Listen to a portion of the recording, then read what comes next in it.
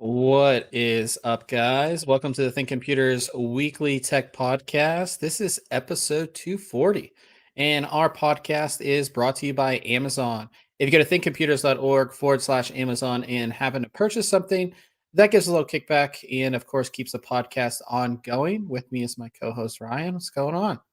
Everything is going on. Like, again, it seems like the last 4 or 5 podcasts, I'm just like, all right, I'm going to be there right before we go live, and I was expecting to come down as that roll down 1 minute timers come in, fly into the chair.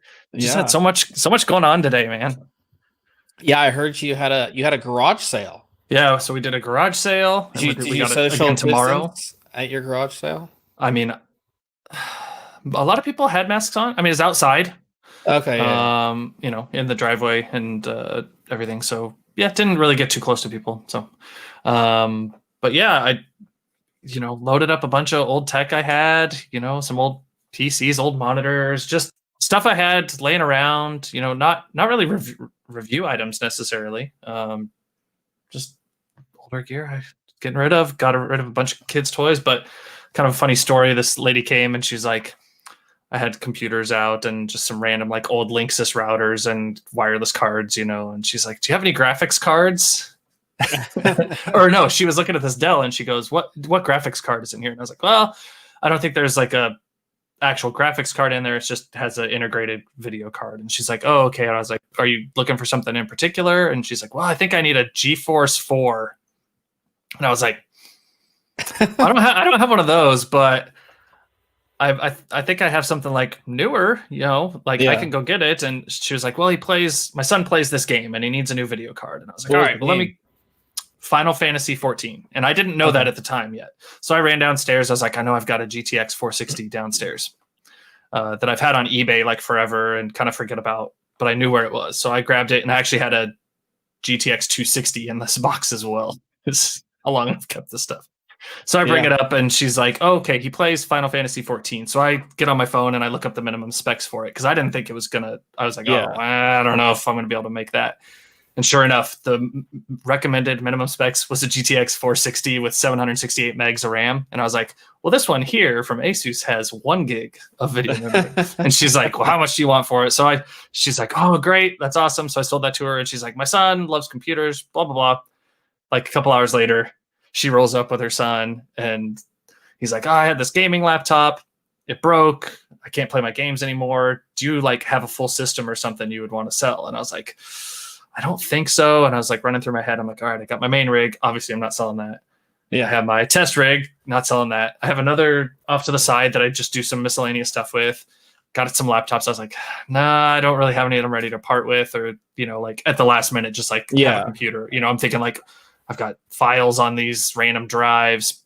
So I went downstairs to find, I remember what it was for him. And I was like, oh, there's this Athlon or a Phenom 2 system. And I had kind of told him, I was like, I might have some motherboards and stuff down there. Let me go see what I got. Because he kind of maybe wanted to piece something together. And so I had a full system down here, minus a video card. And he had already bought one from me just a minute ago. And I came back and I was like, hey, I've got this Phenom 2 system. It's a quad core. I was like, this is not current gen. This is not previous. This is years old. Yeah. So just keep that in mind, but it's got memory in it and a power supply, case, everything. He's like, no, that's fine. So sold the whole system to him. That's awesome. Yeah. Got rid of some stuff. It's a long You story. know, I know. a lot of people do game on a laptop, but like Yeah. going from a laptop to like your own PC that you kind of have to piece together yourself would be a lot of fun, I think. Yeah, Uh, and he was totally up for doing that, and I sold another like Antec 1200 case that I had laying around. That thing was huge, just enormous. oh And this guy yeah. was like, "Well, I kind of have like a Batman themed room, and I want to build a computer." And he's like, "This case will look perfect for it." I was like, I "Sweet." remember the last time I like had a bunch of computer stuff out at a yard sale, and like people asked me what it was because nobody had any clue of what it Yeah. was. They're like, "What is this? What do you do with this?" And yeah, I didn't sell anything. Yeah, and I had some lady like clear me out on. I had a whole table of like I had a laptop on there and some old Linksys like switches, like a 10100 switch and like a just a bunch of just older random items. She's like, "How much do you want for the whole table of stuff?" And so I kind of like added it up, and she's like, "All right, I'll take it all." Hey, Oh, if you all need that right, cool. stuff or what whatever you might need it Yeah, I was so for. surprised, like that all that. I Yeah. was like, I'm just gonna be bringing this stuff back inside because Yeah. nobody's gonna want this. That's what I was happens with old pleasantly tech. It's surprised. like it just accumulates. Like I have a ton of stuff Oh behind yeah. me and I have more things in a storage unit. And it just like accumulates and it's like it's some a lot of times it is hard to sell because people want current gen and if something's like Hmm. a couple gens behind, even though it will work perfectly fine, people, Yeah. you know, they want the current gen stuff. So it is yeah, it does just take up space. So that's cool that you got rid of a lot of it. I Yeah. still So see you still see all that clutter behind you, but this is not clutter. This is a collection, Bob. It's been curated over the yeah, years. It's I see totally that. different. I see that. So that's what I've But been for up to. everybody who is in the live stream, if you go to the description of the video wherever you're watching it at, it has a link to our show notes page, which will, you know, has everything that we're going to be talking about this week. So just if you want to follow along and see everything that we're talking about. Of course, the big thing this week, which we're going to jump right into, is of course the RTX 3090. I have one. It's right here. It's the Big Zotek. boy. It's the Zotek RTX 3090 Trinity. It's the only one that they offer. Um, Real quick, it is a reference card, meaning there's no overclock on the GPU speed or the memory speed. It does have an aftermarket cooling solution though, so you can see we have Triple the fan. triple fan cooling solution, very thick heat sink. Um, and one thing I really like about this card is that I talked about this in my review, is that it's slotted as 2 slots. And the reason Mhm. I like that is because if you look at the reference RTX 3090, it's slotted as 3 slot, meaning that if you have a case, which I wish I could show you guys, but I have a Corsair 680X with a vertical graphics card mount. Almost every case that has a vertical graphics card mount is slotted for 2 slot. Yeah. It is not slotted for 3 slot. So you could jerry rig it in there on a 3 slot Mhm. card, but it would just it wouldn't work correctly. So I was really happy that this is there's only 2 slot and it's not all that big. It is a little bit longer, but it's not like crazy long. I think it's It's not 300. huge, and it's not real wide, right? Yes, it's not It wide. doesn't It's go past the brackets much. yeah, it's like I said, it's a small card, which I kind of like. Because it's reference, we only have where am I going here? We only have two 8-pin PCI Express power connectors, full metal backplate. We have RGB lighting, which I'll get into and stuff. But yeah, the 3090, I was really excited about it. And then I got into testing, and it's not that I'm not excited because if I had a use case for it, it would be amazing, but I just don't really have a use case for it. So the biggest thing with the RTX 3090 and well, I'll go over I'll go over my results first. So basically in games, this is going to be anywhere from 5 to 10, 11, 12, depending on which game. Um, Faster than the RTX 3080, which we talked about last week. And yes, it's better and it's faster in games, but it's also twice the price. This is twice the price of the RTX 3080. So at twice the price, you you wouldn't necessarily get twice the speed, but you Mm. should see a considerable Jump, yeah. jump, not 5 to 11%. Most of our tests were between 5 and 9%. So when it comes to gaming, this is not a gaming card, in my opinion. This is a Titan level graphics card, which has always been in a category all its own, right? Right. It's been in a category all its own. So if you're doing AI stuff, if you're doing 3D design, rendering out scenes, maybe working in 8K footage, this would be a card that you would really consider because it does have 24 gigabytes of VRAM. And that additional VRAM can be used in certain applications where it takes advantage of it. We ran a couple of different programs to really show that. One of them was called Octane Render, which I've never used before. It renders out like a 3D scene. The RTX 3080 or the RTX 3090 did it in only 37 seconds, whereas the RTX 3080 did it in 5 minutes and 19 seconds. So that's a huge difference, right? That's a massive. That's right. That's super impressive for this. That is worth twice the price, Yes, if that's the workload that you're putting on that. Yeah, so you need to have a specific workload. And I even try to, because again, like I'm a content creator, we're making videos that we put on YouTube. I'm encoding 4K video.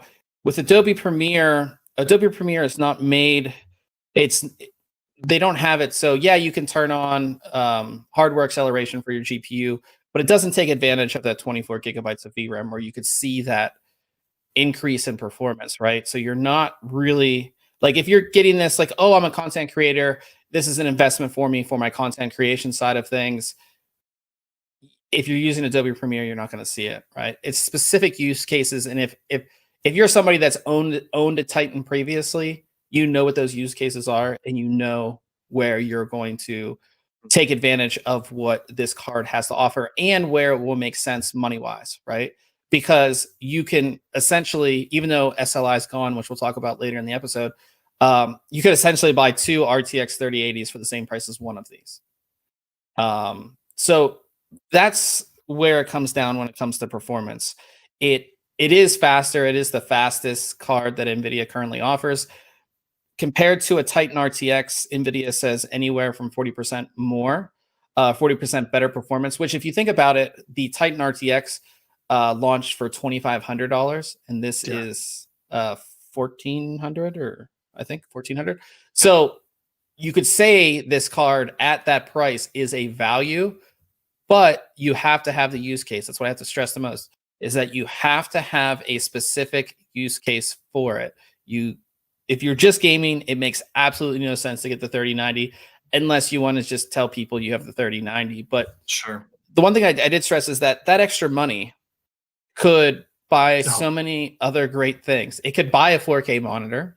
Yeah. It could buy some really fast NVMe SSDs, so you would have like no load time into Windows and no load time into your games. It could buy a new processor. It could buy a new motherboard. It could buy a case with 5 RGB fans from Corsair. Like you could buy so much with that. Mm-hmm. So really think about what your use case is. Everybody's talking about 8K gaming. Just like when 4K gaming came out, it's stupid. It is really stupid because yeah, it's 8K, but you're getting maybe 60 frames a second, if that. All of us have at least most of us have become accustomed to high frame rate at either 1080p, 1440p, and now with the RTX 3080 can do at 4K. I just think that 8K gaming is just like something that NVIDIA is doing to try to sell this card. We rushed into 4K, right? And like the performance when everybody's pushing 4K was like the same thing we're here with 8K. It's like it's not that great and that impressive. Plus, how many people actually got into 4K gaming, right? At the beginning. Now we're here. Oh, it can do 8K. Not great. I think we saw 4K gaming or 4K it was talked about when the 10 series launched, right? Mm-hmm. I think so. And think about how long ago that was and the progression we have now, where the 3080 is a great 4K gaming card. So like 4K should be, that should be awesome. So, and then, with 8K, the biggest thing with 8K is who is paying the money to buy an 8K monitor, which again, there's no like 8K gaming monitors right now. There's not there's some content creation ones, right? But yeah. And there's a Dell one and they're $4,000 to $5,000 just on a monitor. That's I think it's 28 inches. Like it's not some crazy monitor, and it's 60 hertz refresh rate.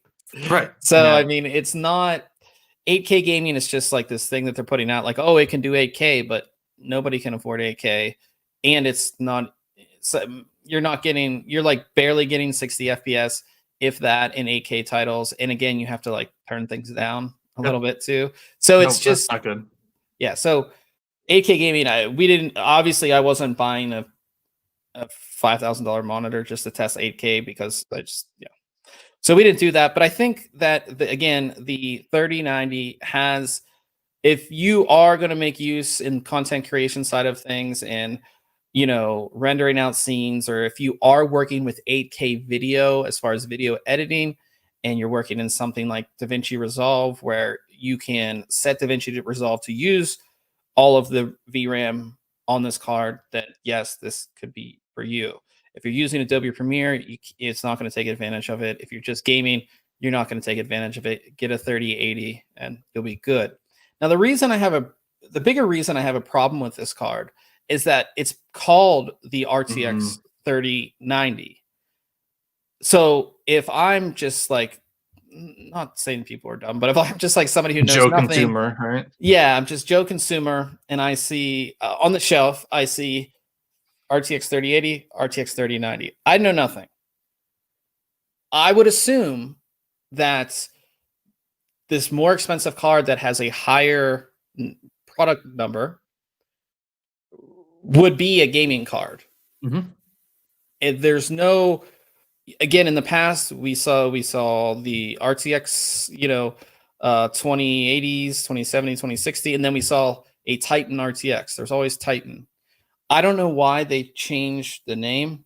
Maybe because they couldn't think of something else to call it, because we already had Titan RTX. But it puts it in that category where it's like people are confused.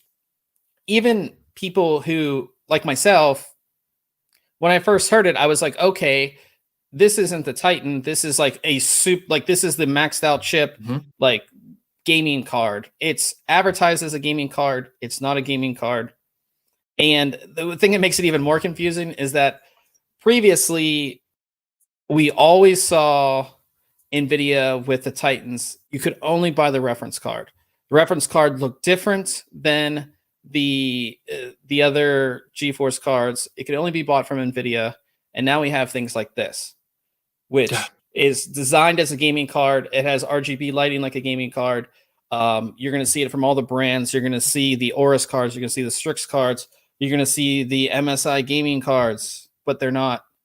They're Titans. Like, so that's my big issue with it. It's very confusing to the consumer, and obviously I'm not a fan of that. And I feel like people not in the know will spend more money on their graphics card than what they really need to. And that's kind of that's no, where I feel the same way. Yeah, I wish they would have kept that name, the Titan, or something different. Yeah, it's just like you said, the naming. You're like standing there looking at the retail boxes in a store. 3080, 3090. Well, the 3090 is a higher number. It's got to be better. It costs so much more, right? And it's right here next to all these other gaming cards. So you would expect, wow, is this twice as fast because the price is twice as much? And yeah. And I think it's going to leave a bad taste for some people. But at the same time, I'm kind of like, if you're spending that much money on a video card, like, I hope you're like somewhat in the know on these products and what you're buying. But there's people that just money isn't that big of a deal. And yeah. That's what they end up with. Well, the thing is too, is like on the Titan cards, they always had a different box than the normal NVIDIA cards. I believe the box is the same. And not being available, like you said, only from NVIDIA, right? Yeah. So that's a big it's just weird for me. Old Man said, has anybody done any tests with 3090 and SLI? Most games don't really support SLI anymore. We saw that kind of happen with the RTX 3080, 3070, and down to the 3060s. They won't have an NVLink connector anyways. So SLI is kind of dead. We have a story a little bit later in the podcast to talk about that, but I haven't seen anybody that's tested it. I know some people that got to 390s and they asked NVIDIA for the NVLink connector because it's a specific one. You can't just use like an old one, obviously. And Nvidia didn't even have them yet. So I can't imagine again. I don't. You're not going to see massive difference in games. That NVLink connector is there for scaling GPU applications, rendering applications, AI applications. It's not really there for gaming. Most games coming out now don't even offer multi GPU support anymore. It's just not. People just don't use it. So yeah, so check out my review. I also did a video. If you guys are watching this on YouTube, it's on the channel. You guys can check that out. Did you want to show any of the performance numbers and charts at all? Yeah, Or yeah, we can. I don't know. I think it's good to get a visual on those numbers because while there is a difference, right? It's just not as big as I think a lot of people were maybe hoping for. Yeah, And I think the graphs help show some of that. I was a little bit surprised. It just again, like we'll go through these really quickly here once I bring them up. So, like you can see, it's obviously at the top of all of our graphs, like 3D Mark time spy. Mm-hmm. But you can see how close the next card down. I know it's hard to see in the stream, guys, but the next card down is the RTX 3080 and all of these. So you can see while it does, do a little bit better, it's not by a whole lot. And if we go to our games, especially 4K gaming, which I'll go to, which I believe is this page. And the thing is, I thought 4K gaming it would excel exponentially because of the extra VRAM. But again, games don't take advantage of all of that VRAM like that. So Ashes of Singularity is more CPU bound, so we won't go with that. But like Borderlands, the 3090 got 67.77 frames per second at 4K, where the RTX 3080 got 62.77. Now, there's a big jump, obviously, between the 20 series and the 30 series, right? And that's expected. Yeah. But the difference between the 3080 and the 3090 is where we, just don't see as much as I think a lot of people had hoped for. Yeah, you just don't see it. Like the Far Cry New Dawn, we got 100 FPS with the 3080 and 108 FPS with the 3090. On Metro Exodus, we got 82.16 FPS on the 3080 and 89.47 FPS on the 3090. Shadow of the Tomb Raider, 100 and 106. And Wolfenstein Youngblood, 142 and 150. So it's like, again, you're not seeing the exponential, what you would expect with all that extra VRAM and how the card is marketed. You're just really not seeing it. I even did I maxed out some settings in a few games. Shadow of the Tomb Raider, I ran it on the highest setting that you can run it. And the RTX 3080 did 84 and the RTX 3090 did 92. Metro Exodus, instead of running on the high preset, I ran it on the extreme preset. The 3080 did 36.27, whereas the 3090 did 40.33. Wow. So it's not this exponential powerful card in the sense of gaming. It's not. It is that exponential crazy card in terms of AI, 3D rendering, things like that will take advantage of that 24 gigabytes of VRAM. So just take that for what it is, because it's, like I said, it's the most powerful card out there, but if you're gaming, there's no reason that you should spend the extra money. And I would much rather have a really nice monitor than a 30. Like I'd rather have get a nice monitor to pair with a 3080. Yeah, or like those new high refresh rate monitors that are coming out if you're playing esports, or there's so many other things you could buy for that much money. So yeah, just that's kind of what I have to say about it. I think that like I said, it's just marketed wrong, and that's just what I have to say about it, pretty much. So okay.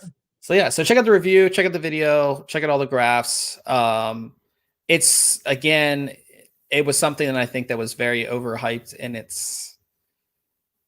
just, even me, who again creates content, I'll probably install it in my system this week and use it permanently. Yeah. But if it was up to me and my money, I would buy a 3080. because I game more and I don't need the 24 gigabytes of VRAM. So yeah. So let's talk about your review. You took a look at I mean, it's it's a new product from Corsair.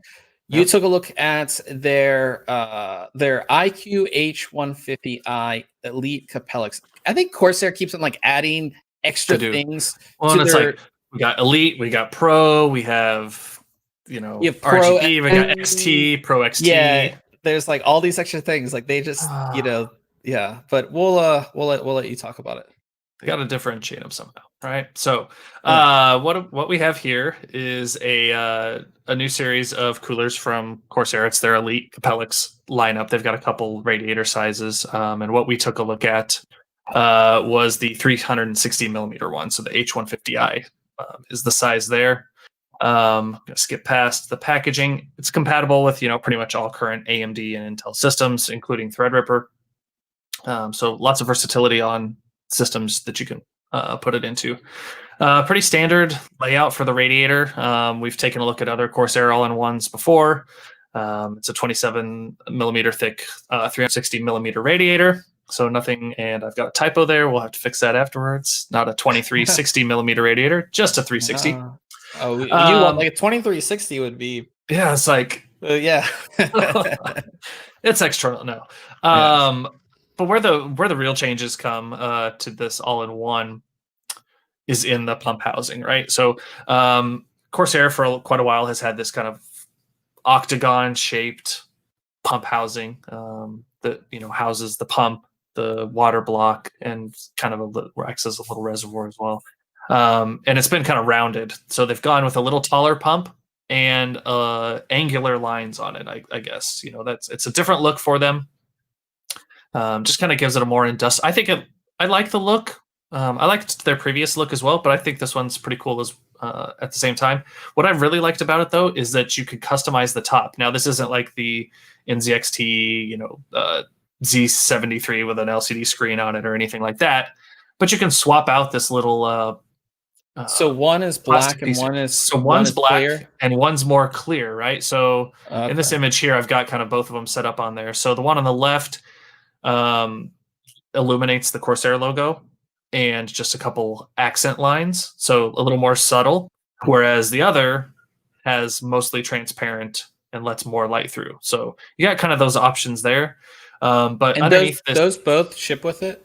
Yeah, they both come with it. Nice. And then just 4 little Allen head screws hold it in place. And behind that, if you take them off, is just a transparent piece of plastic with 33 of their Capellix RGB LEDs behind there. It's like, what? And the reason the only reason they're able to fit so many in there is because of the size of those LEDs. They're so tiny, but they're super bright, super efficient.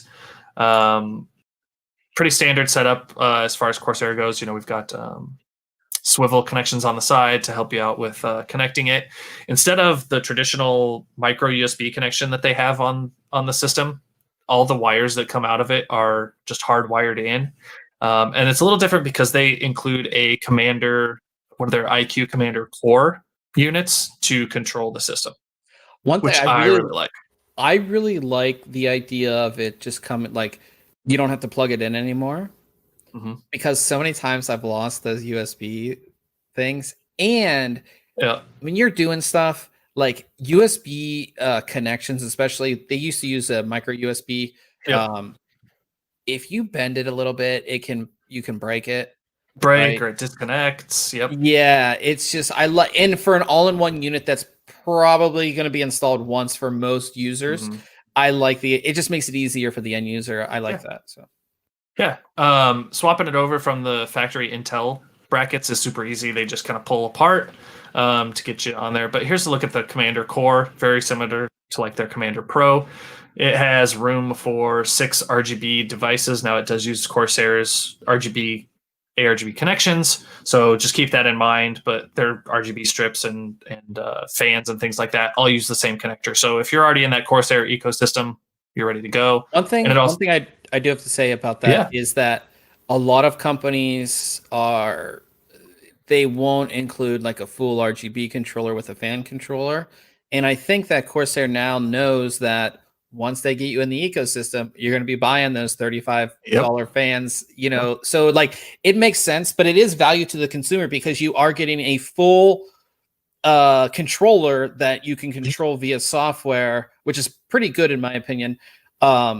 I really, like I said, I really like that they do that because again, most of the ones you got to get this button, and this button you're not going to put on the outside of your case. So every time you want to change the RGB or change But now fans, it's on the inside, and yeah. So I do like that. It keeps you in the ecosystem, but it makes sense all around. So yeah, well, and so it's got the RGB connections. It also has 6 PWM fan headers. So the system comes with 3 fans that are RGB enabled. So you take up the first 3 fan connections and the 3 RGB, you've got 3 left over. Now you can hook up 3 more non-Corsair fans to this thing, and just control them off of that. No problem. It also has a little temperature probe connector. I wish they would have included a temperature probe so you could throw it somewhere else in the case, but no big deal. Just connects up, via SATA.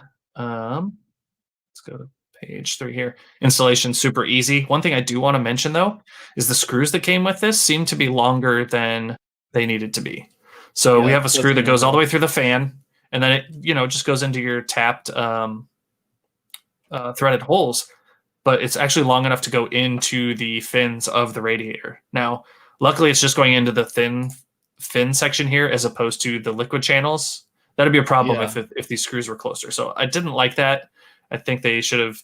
But we also, on some of them, the all-in-ones that we've seen, there's more of a gap between the frame of the radiator and the actual fins, whereas it's right up against it. So that kind of plays a factor. So just something I didn't like to see there, but that's all right. 3 ml of the ML Series Rgb fans. So again, you're getting some pretty nice RGB fans that, like you said, $30 a piece, typically for fans like that. So yeah, installation's super easy, especially on the AMD side. Don't have to take any brackets off the motherboard, just some thumb screws attach, and we get it in there, get everything wired up. Why does it? I have to talk to you about. I don't think is your mouse still messed up? No, it's when I clicked the number, it opened up an image, and it did last time. I don't know. That's weird. I'll have to look at it. Anyhow, so we've added it to our charts here for comparison. Now it's idle temperatures, and these idle temperatures were running with the IQ settings at balanced. So the fans were spinning pretty slow, honestly, and the pump was at the balance. So everything was running on balance for these tests. Our idle temperature was kind of towards the middle when you consider, some of our better performers were at 24. This was at 30, but it's still much better than an air cooler. But once we got onto a load, it performed like second best. 3 of our best are all tied at 37 degrees. This one is at 39. So once we actually put a load on it, it stabilized at that and kept it at that. We run this test for an hour, and it just sat there solid at that temperature with a full load on it. So pretty good performing cooler in my opinion. Again, as the name implies, it's an IQ product, so it's going to be compatible with IQ. And you've got your pretty standard lighting setups. One thing I do like is they've added a automatic RGB detection ability to IQ. So it kind of knows how many LEDs are on each device and can kind of configure that for you. You can swap these fan placements around. So if you put fan 1 like in the middle and fan 2, you can just move them around virtually and it will adjust for you. Oh, that is nice. Which is so nice. You have to be like, okay, this is 1, this is 2, this is 3, yeah. And you see people that like, oh, I put the fan in 90 degrees the wrong way. So now instead of all your lights turning at the same time, one of them's just 90 degrees off in the pattern. You can adjust this lighting here to adjust the orientation to fix that. Oh, nice. Yeah, really cool. Very nice. So they make it idiot proof. I like that. Yeah. So obviously we can set all of our lighting. We can set the performance of the devices here. Again, I had that on balanced. We've got some graphing we can do, set up notifications on certain temperatures. Love it. And then just some, glamour shots of some of the lighting. It does look really nice. On the block. Yep. That just looks really, really nice. I like that. No, I was pretty happy with it. How much is it? This is available directly from Corsair. I didn't see it yet on Amazon. I'm sure they'll have it up there at some point, but directly from them, it's $189.99.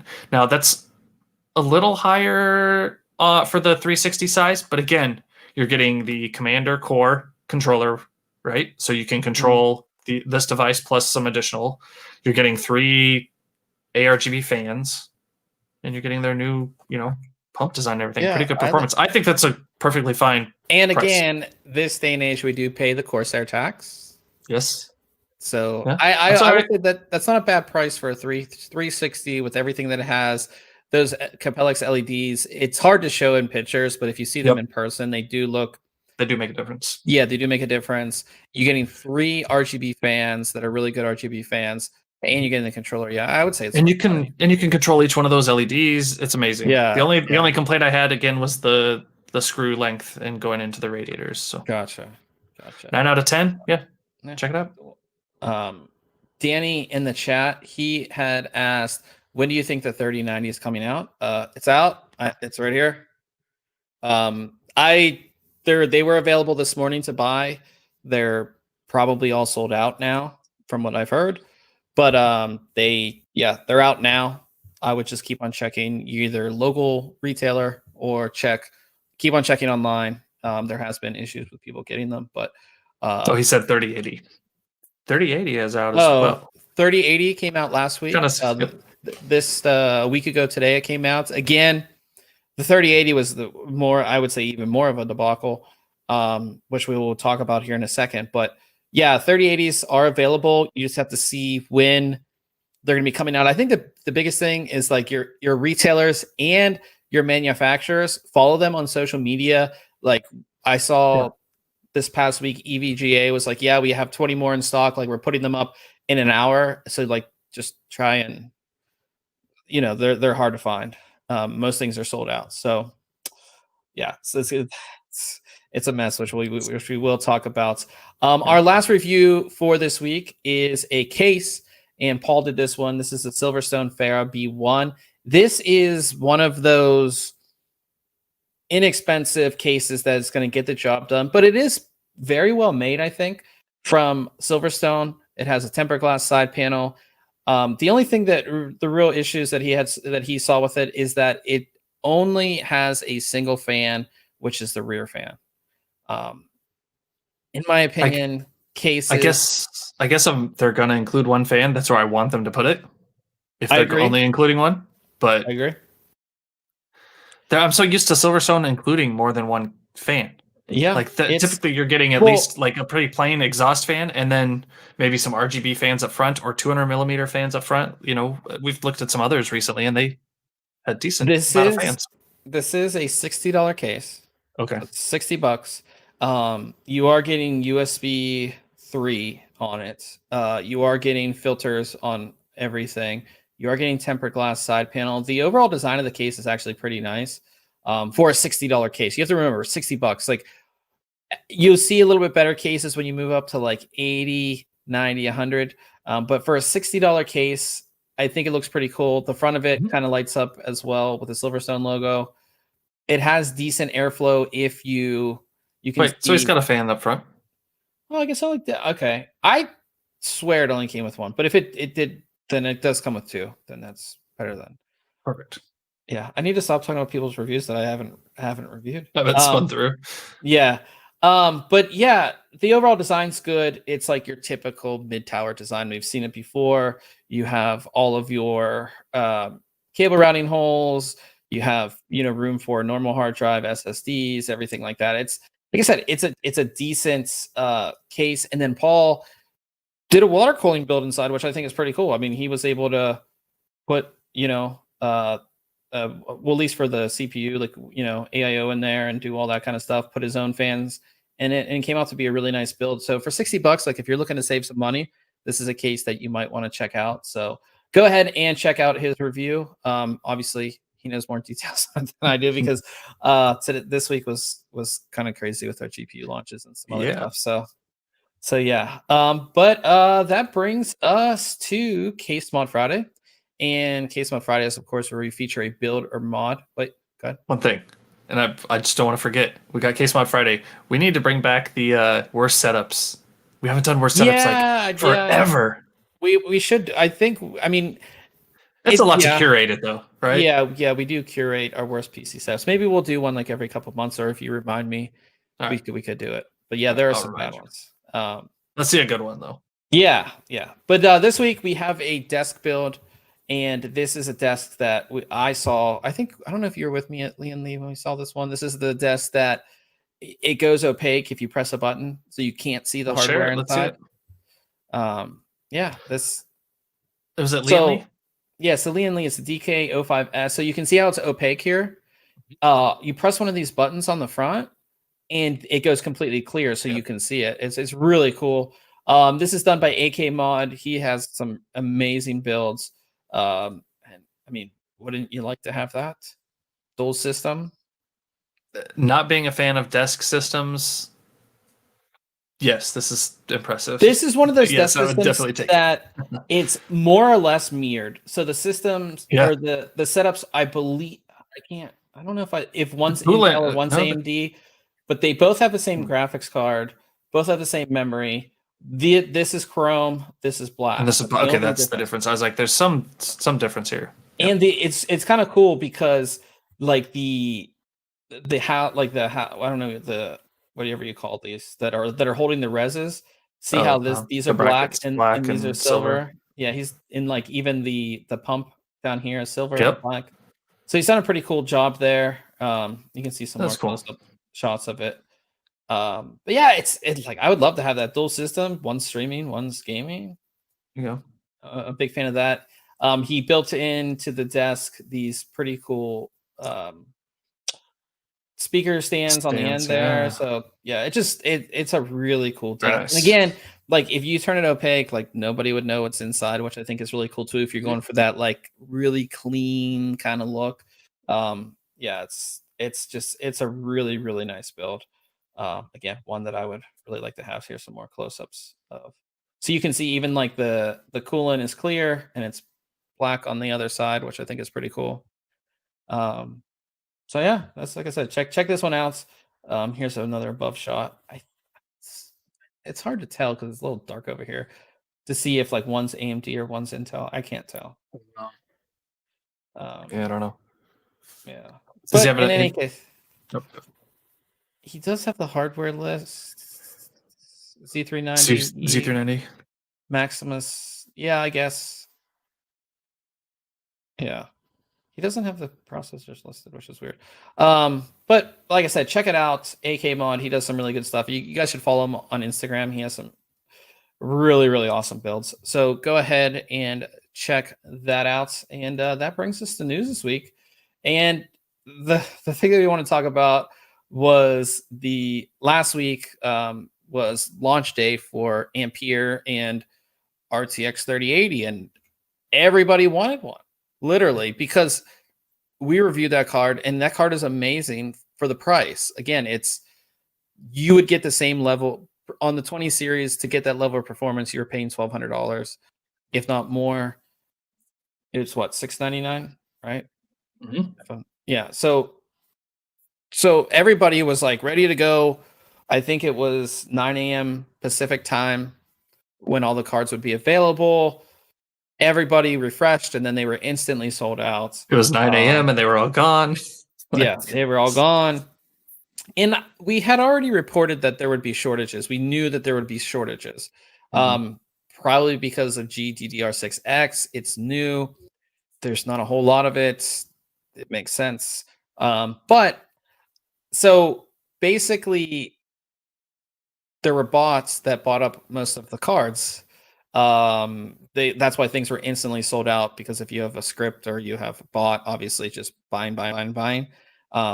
Everything was sold out, and it really pissed off a lot of people because this is like their big thing. I mean, for us and for people who, it takes a long time to save up that money to buy a new graphics card.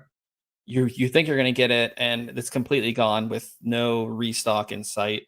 So Nvidia responded to all of this stuff, and they put out an FAQ on their website talking about what happened. bots and resellers, which they had said. A lot of retailers have put captchas into their checkout process now. Because of that, I know EVGA did.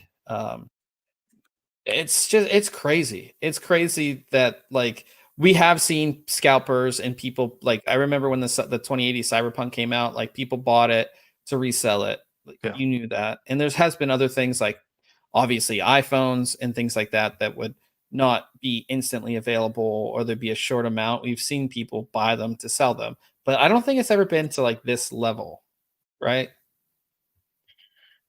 I feel like this was where it really took off. I mean, I'm sure bots, like you said, have been around for quite a while to do this, but this is where it really felt like, okay, this might be the one that broke the camel's back, right? Like Yeah. you're offering this product again for a price that's so much less than the previous generation for equal or better performance, and you also have equipment shortages, not availability shortages, right? And then you add in these sophisticated bots. Yeah, that's a cool.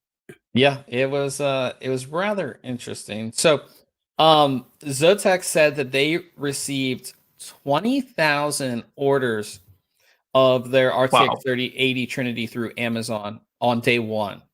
Obviously they can't fill all of those orders.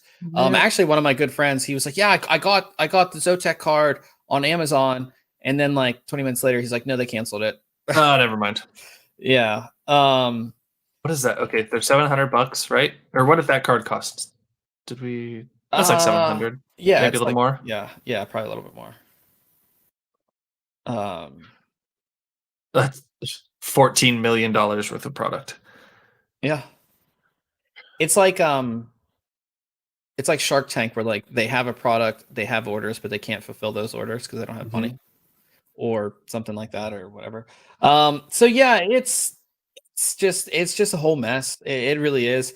One Zotek put out this tweet that was removed, but um they said almost 20,000 pre-orders have been received, and with the best intentions, we cannot serve them in short time as much as we wanted. So again, we are indefinitely sorry, but we also don't know what went wrong here. like, Like, what do you mean you don't know what wrong here? Like, you shouldn't offer the ability to even have 20,000 pre-orders or yeah, or or even do them in order. waves. Like, you're in wave 1 of pre-orders, right? And Yeah. there's 500 of them, and wave 2 is 500 of them, Mhm.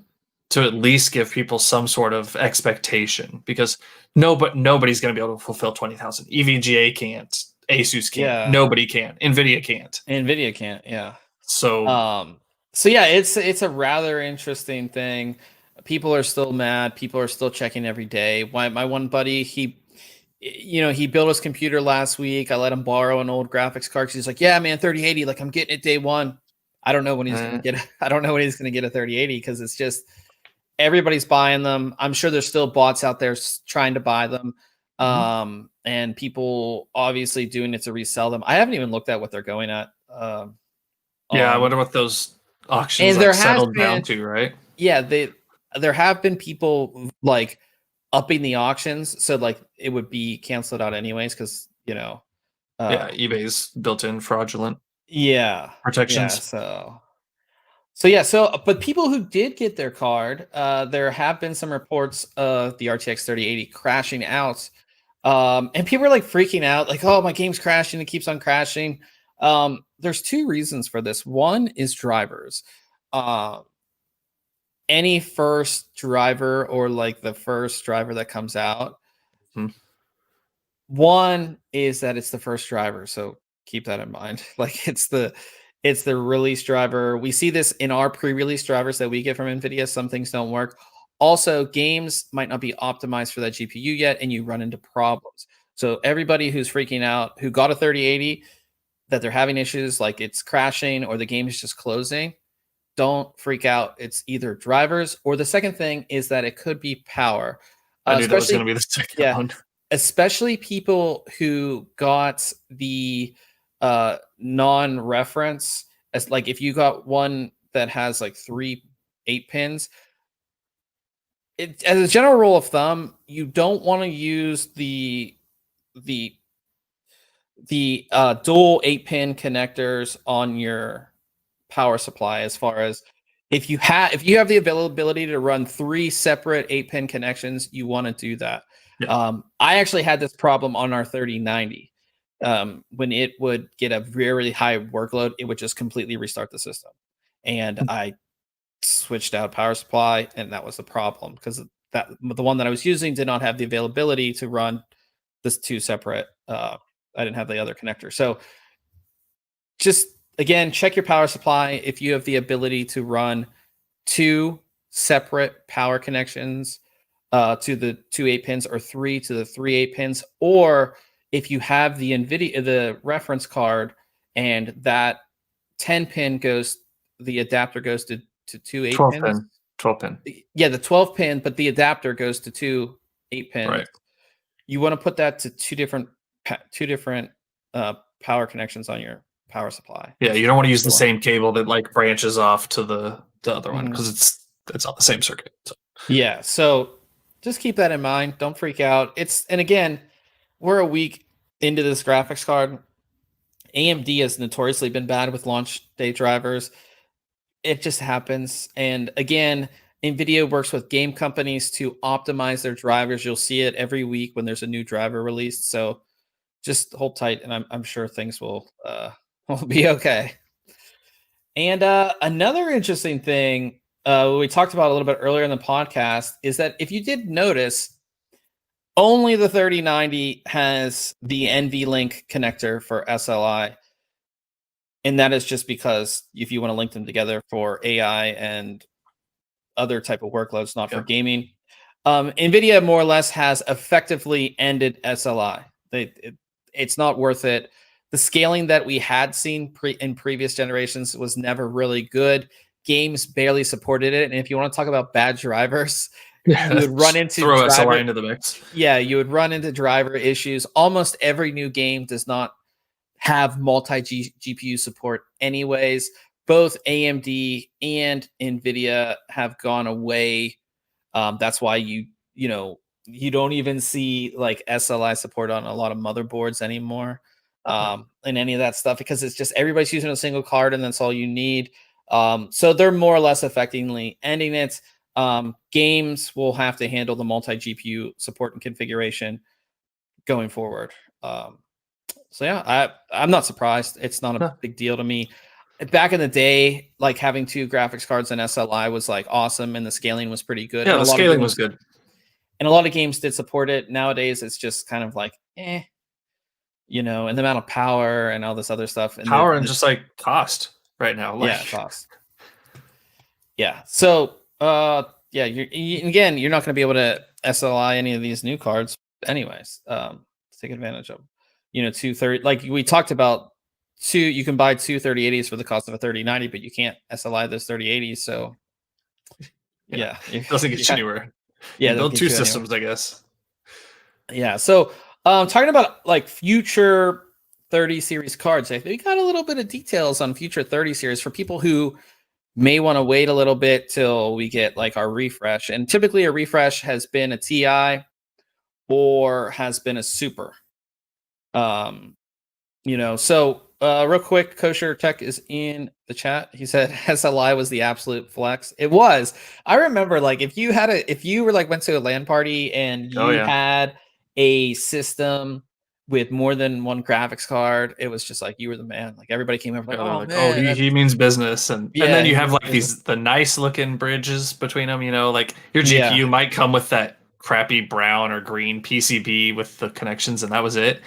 But then you'd have like RGB SLI connectors and So typically when it comes to NVIDIA, a refresh has been a TI. We see it later down the line, or with the 20 series we saw supers. We saw super cards, and some people found in the code on the Gigabyte redemption page for Watch Dogs Legion, which is the free game you get with the 30 series. They found code for upcoming graphics cards, which they didn't want to. So a Gigabyte RTX 3080, Aorus Master. Now get this, 20 gigabyte. So I would assume that's a TI, because we Yeah. have, again, the 3090 is Or a super. 14. Yeah, the 3090 is 1400 or 1499. The 3080 is 600. So we have like that Seven. $1,000 or 700. We have that like $1,000 price point that needs something, and that would be the TI. So basically, I assume they'll bump up the clocks, and they'll probably, and again, they'll put the 20 gigabytes of memory on there and say it can game in 8K, I guess. There's also another RTX 3080 gaming OC 20 gigabyte from from Gigabyte. Then there's a 3070 with 16 gigabytes of VRAM, an Aorus and a Gigabyte Nice. one. And then there's a 3060 with 8 gigabytes of VRAM, which again will either be a Super or T. These are all either Super or TI cards, however they do their refresh. So that's something to look forward to. I think it is. Definitely.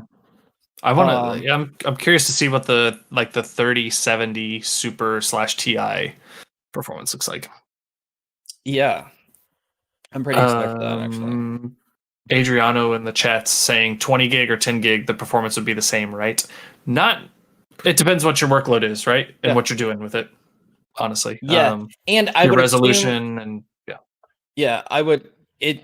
It really depends on the game and what the game supports. It also Mhm. depends on your workload. For gaming, yeah, it's probably going to be, with the games that are out right now, it's probably going to be the same, because most games right now won't even take advantage of all that VRAM, so it's not going to make a difference. Right.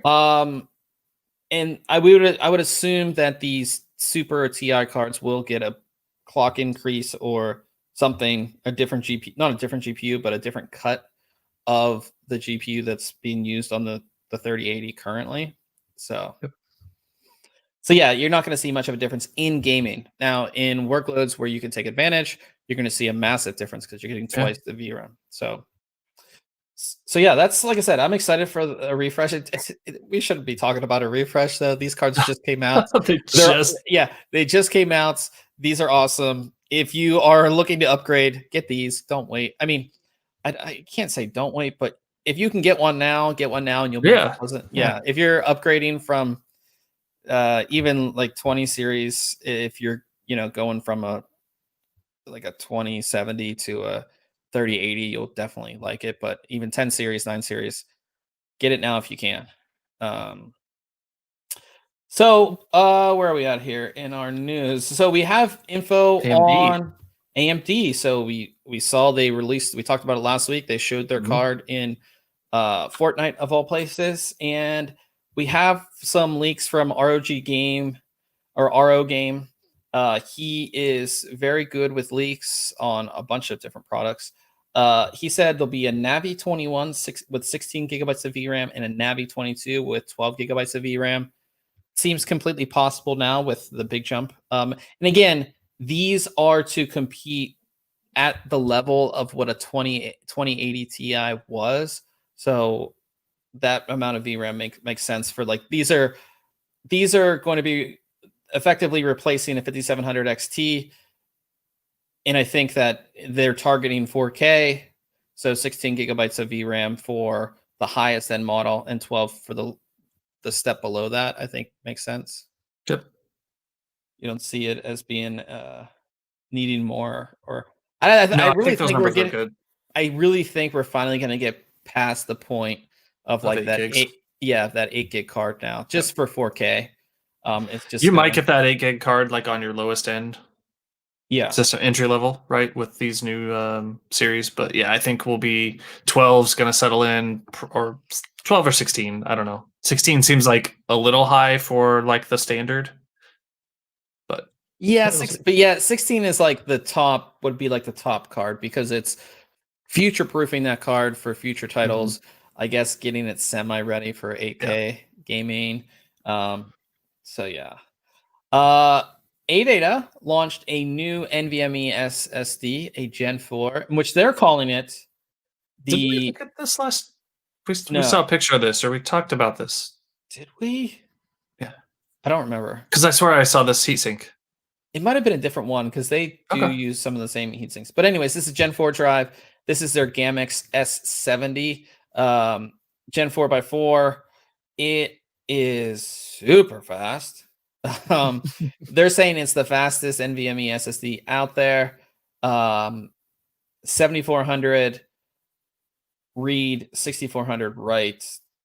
Crazy Yeah, fast. that's crazy. Um, I like the big heat sink, but when it comes to these big heat sinks, a lot of times you have issues with the motherboard, and you can even see how this kind of extends a little bit out this way, where it like certain boards have that NVMe SSD like right against something, so you more than likely have to remove the heatsink and use the one that comes with your board.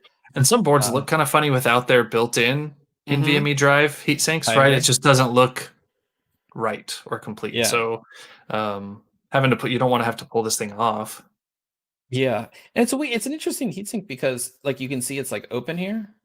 Right, but it's not it's solid in between those fins, right? I would almost expect, I don't know, maybe it's better, it's a little stronger being solid between the fins. Yeah, But you'd almost think you don't get as good of airflow with them being attached to each other. So yeah. Well, like I said, maybe we'll try to get one yeah, of these to review and see what it's all about. And I'm assuming because it has the big old heatsink, is that it could run the risk of overheating, with the standard possibly. Yeah, the standard. So, talking about AIOs, Be Quiet, who we know for they started with fans and they have CPU coolers and cases. cases now. They announced their AIO Liquid CPU coolers called Pure Loop.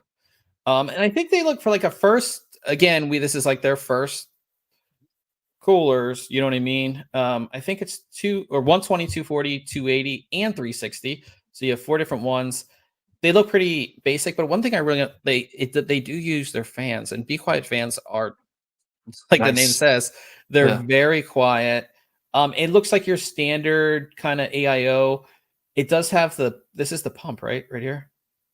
I'm gonna assume so because it has what looks like a 3-pin Mhm. header coming off of it. It's a weird So, but placement. it's short. It looks like a short cable, but then again, most cases, right? If you're mounting that at the top, Yeah, that that would cable work. doesn't need to be long because there's going to be a CPU header or a Yeah, header up there for that. So it kind of makes sense. yeah. Um, yeah, I don't know. Yeah, and the block Mounting looks. hardware makes me think, or at least this configuration looks like an AMD setup, but the way it looks almost makes me think that they're going to have a more custom like backplate behind the motherboard that you attach onto. I don't know. We'll see. And it also looks like a pretty thin radiator because those Yeah, are probably I mean, 25 millimeter fans, yeah. and so that radiator looks thinner than the fans even. We'll see. They're good with Yeah, cooling. I'm sure it'll be fine. yeah, and it has like some I assume this is just white LED lighting that's around the block, which is fine. Yeah, I People don't know don't that they need really it. do any RGB. Yeah, people don't need RGB. I assume that there'll be no software control with this. So it's PWM, which is, again is fine for most people. Pricing on these, the 120 will be 84.90, the 240 will be 94.90, the 280 will be 104.90, and the 360 will be 119.90. So pretty Nice decent pricing. pricing. Yeah. But again, Yep. you have to remember that there is no software control, and that brings up the price of AIO Yep. significantly. So you're just gonna be using your motherboard controller to control those fans and the pump Yeah. speed, or if you have a fan controller or some other device. Yep. Yeah. So check those out. I believe they're available either now or very soon. One big story this week, which was This one came huge. out of nowhere to me. This was pretty big because it just shows Microsoft is really what's their cloud Project X Cloud or whatever their Oh, yeah. I don't know. and I don't pay Microsoft attention. Game Pass. They acquired ZeniMax, which owns Bethesda, which is like the big publisher that was part of Mhm. it. But now Microsoft owns the rights to Doom, Quake, Elder Scrolls, Fallout, Dishonored, Prey, a bunch of games. And again, a lot of these studios were working on exclusives for PS5, which makes you think that they might not be exclusives Might to not. PS5 Yeah. anymore. It's just like it's a power play. It's a power play by Microsoft to Yeah. And I was a little concerned about this at first for a couple reasons. Like, I think of these titles, like I'm the most familiar with Doom. I didn't play any Mhm. Fallouts. I didn't play any Elder Scrolls. But like, you think of Doom and the violence and the gore and everything in there, and like you think of Microsoft as like owning that. So are they going to tone down Doom? But then you think, well, they've got the Gears franchise and some other Mhm. franchises, that they allow on their platform. So I think it'll be all right. And then I also thought, if anybody was going to buy ZeniMax and all these, I think Microsoft is who I feel most comfortable with. I don't want Yeah. EA owning them. And not only while like those games might be PS5 exclusive and they have to be like on the console side, remember, like Microsoft could just release them as PC games. Yeah, Like there, because I can't assume that that exclusivity holds true on. translates to PC as well. Yeah, so it's Mhm. like they can just offer it, and again, they can offer all these games as part of Xbox Game Pass. Shinny says Doom also released on the Switch. Yes, yes, it did. Yeah. Yeah, I mean, not so much the just like what platforms they're on, but what games they develop. So I Mhm. just I don't think they'll tone it down, but you never know. And again, we don't know how much this was a play for the IP. They might not even like they might not even go in, like they just might allow the studios to run as they are, right? Without much oversight. They just want the IP to put on their service, right? Right. Or something that will pull more people to either Xbox or Project X Cloud or the Xbox Game Pass. You know what I mean? So, Well, some good, Kosher obviously says, some good titles there. well, first Shinny says depends. Some games might get a delayed release for PC compared to consoles. That's fine. It was like I remember getting, was it Gears 4, Gears 5 for PC, and it came out like way later, like years later. Um, which was kind of disappointing, because I was a huge Gears fan. But like I would wait, I don't know, for like a PC title 6 months, right? A year seems just too long to me. It's like with Grand Um, Theft Auto, right? We're always waiting around for that to come from console yeah, to PC. yeah. So it's like if they can roll things out on like something like that like I know I'm gonna get it, and again it persuades me to not get a PS5, which I don't think I ever would. But if I was like, if there was a certain exclusive on PS5 and they're like, yeah, it's coming to PC 6 months later, I'll wait the 6 months. I don't need to buy a PS5, right? Yep. um and then Kosher said hopefully they won't F this up like they did Mixer. Yeah, Mixer was yeah, That's sad, right? it was a Like, very good service, I felt. sure. Maybe It not was for one that could, creators. I think, compete the most with Twitch, Yeah, even over exactly. YouTube gaming, right? For sure. Yeah. So, and the platform was really nice, I thought, and Mhm. they obviously had The massive integration into streamers. the Xbox also. Yeah, yeah, all that stuff. So, so yeah, hopefully they don't mess this up. I again, I think it's more of an IP play than anything.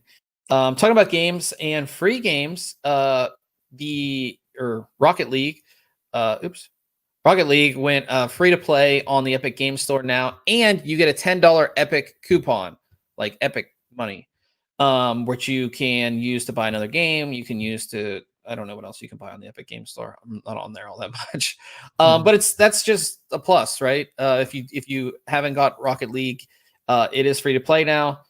This was, of course, the big that they bought them, right? It wasn't just an investment; they bought Mhm. Rocket League. When Epic bought Rocket League, that one, it was to allow them to do the actual league, because there is an actual Rocket League now. And two is to make the game free to play and to, obviously get more people to play it. So yeah, it's free to play. Go pick it up, and you'll get a $10 coupon, I which you can't can believe, put like, towards. the fact that Rocket League, I mean, I know it's a good game. It's enjoyable, but the fact that it's still that like upfront in people's, like, they're still promoting it, and it, that it's I still would this big of a thing, wonder. I it would wonder amazes what me. their yeah. I would wonder what their user base is. It has to be pretty big. Yeah. Um, Yeah, so yeah, get some free, what do you call it? Epic bucks? like Yeah, The Trump bucks, the Epic some bucks. free dollar bucks. Yeah. And then you could put that towards another game or whatever, which is kind of nice because like if you think about it, say like a new title comes out on Epic that's like $50, that makes now it's Roller 40 Coaster bucks. Tycoon 3. Ooh. I gotta open up the old Epic Game Store and had it. But that is it for news for us this week, guys. Very busy week with obviously launch of a graphics card and me pretty much spending all my time testing it. But yeah, for what we have coming up next week, no graphics cards, which is kind of relieving. If if you think about it, for me at least. But we've taken a look at two storage products. One that I think is incredibly useful. I've used them in the past. Am I using one in the system? I believe I actually am using one in the system. It's an M.2 riser from Silverstone, and this is their ECM24 ARGB. You can see why it's called ARGB. It's a PCI Express 3 or PCI Express X4 adapter, and all it does is you put an M.2 drive in here, and you can have another M.2. Why this is important is that there are a lot of systems that only have one, or a lot of motherboards that only have one M.2 slot, but you might have an extra PCI Express slot. So then you have the extra PCI Express bandwidth to run another M.2 drive. Or like in my case with this X299 board, is that there's only two slots on here, and of course I want to run all NVMe drives. I mean, who does Who does 2.5 inch SSDs anymore? So this motherboard actually came with one, and I installed another NVMe, so I'm all NVMe on the system. But this one's cool. It has an ARGB strip in it that's compatible with everything, and it just works. These are, again, I like these. And like even for smaller drives, these are great for like a cache drive for Adobe, or like a scratch disk drive. It's perfect for that. So we'll have that for you, and then I'll be taking a look at the Lexar Sl200. This is another portable SSD. So they have their Sl100, which we did review. This one is slower. So this is their USB 3.1 Gen 1, not Gen 2. The Sl100 is Gen 1. The Sl200 is Gen 2. Or wait, I said that backwards. Yep. The Sl100 is Gen 2. The Sl200 is Gen 1. Okay. So you're going to see about like 550 read and 400 write, kind of like the same as like an internal SATA SSD, but it's portable, which I love. And even that at that speed, it's still incredibly powerful. Should be relatively affordable as well. So I'll have that for you guys next week as well. So yeah, no benchmarks and graphs to make this week. Well, I guess I'll have to make a couple graphs for the portable SSD, but not like 40 for like crazy graphs that you have to do for the GPUs. Yeah. So we come to the end of the podcast, and of course we talk about anything tech related or anything that we wanted to talk about besides our news and stuff. Do you have anything? No, I was off today. I'm off tomorrow. Like, I had these illusions of grandeur. Like, oh, I'm gonna do the garage sale, and I'm gonna start like tearing this system down to do the alpha cool water cooling stuff. Yeah, that's not gonna happen. I just got too much other stuff going on. It's gonna happen soon, but yeah, just not yet. Yeah, I haven't done a whole lot. I'm trying to think if I haven't watched anything. I watched Forrest Gump the other night. I haven't watched that in a very long time. It's a good movie. Yeah, it's fine. Yeah, I'm trying to think if there's anything else. Are we gaming after this? Is Shinny gaming with us? What are you? I'm gaming. Yeah, you were talking earlier or yesterday or something. You're like, oh, I'm gonna go to bed after the podcast. Yeah, I might take a little break. We'll see. I might game, but Ryan will be gaming. For sure. Is Shinny gaming as well? I don't know. He's in chat. We'll see. He's in chat, so we'll see. But head on over to. He says, why else would I be here? Thanks. Yeah. So you don't want to listen to us talk about tech. You just want to. Yeah. But anyways, head on over to twitch.tv/ThinkComputers. That's where we do all of our gaming streams. Ryan will be on there. I might be on there just a little bit after that. But yeah, that is it for this week. We appreciate everybody who is here in the live stream. We appreciate everybody who listens later, either on iTunes or Google Podcasts, or we are on Spotify now. So we're on, check us out there as well. So we will catch everybody next week.